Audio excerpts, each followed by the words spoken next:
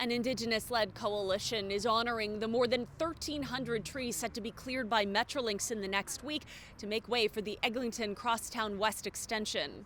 It's about thinking 7 generations ahead for, those other youth out there.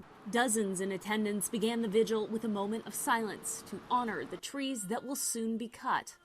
Concrete it's a forever decision, right? It never comes up once you put it in the ground. We only ever add to it. The transit system is set to run from Mount Dennis to Renforth stations, and while the majority runs underground, the section through the Mount Dennis neighborhood would be elevated to account for the Humber River floodplain zone.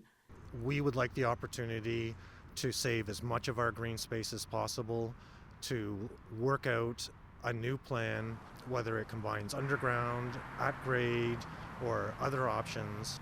To protect the urban green space, protesters with the Indigenous-led coalition lit a sacred fire in January, but they say they were threatened with legal action from Metrolinx, forcing them to leave the grounds slated to be a construction staging area. We don't want anybody going to jail because we're trying to exercise our rights by hosting ceremony, and the reason why we were hosting that ceremony was to honor the trees, the ones that are going to be cut down for the sake of faster transportation.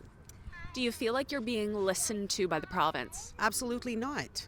Metrolinx tells CityNews in a statement, work has already started to plant approximately 8,500 new trees. These will offset the roughly 1,300 tree removals needed in the area, about half of which are invasive species.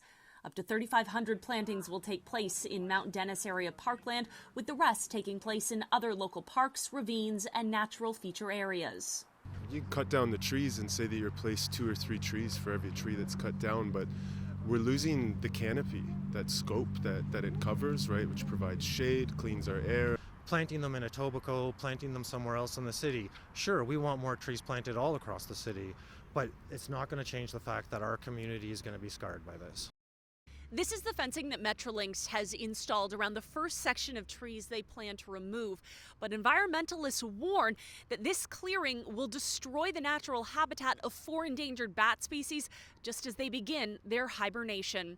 In the Eglinton Flats, Michelle Mackey, City News.